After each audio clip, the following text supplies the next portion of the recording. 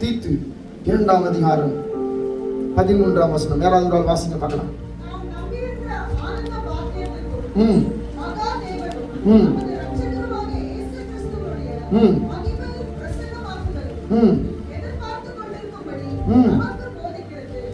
அவரை எதிர்பார்த்து கொண்டிருக்கும்படி நமக்கு போதிக்கிறது.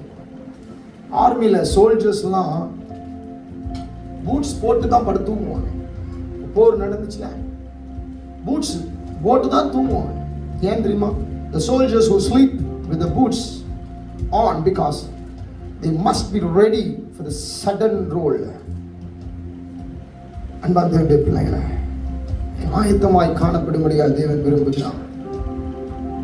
தேவனுடைய பிள்ளைகளே, ஆண்டவருடைய வருகைக்காய் எதிர்பார்ப்போடு இருக்கிற அன்பு பிள்ளைகளை பார்க்கிறார்.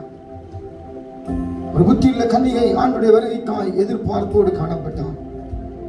ஒரு எதிர்பார்ப்பு உங்களுக்கு உண்டாதான்? அந்த எதிர்பார்ப்பு நம்முடைய வீடு பரலோகம் என்பதை அவன் ஆணித்தரமாய் சொல்லுகிற ஒரு காரியங்க.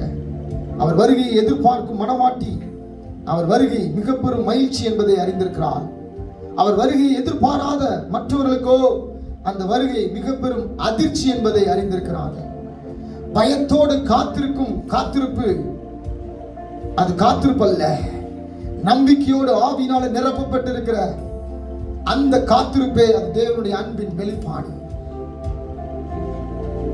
எக்காலதனி சத்தம் தணிக்கும் பொழுது ஆண்டவருடைய வருகைக்காய் எதிர்நோக்கி இருக்கிற அன்பு பிள்ளைகளுக்கு மாத்திரமே அந்த சத்தம் அது மகிழ்ச்சியின் சத்தமாய் காணப்படும்.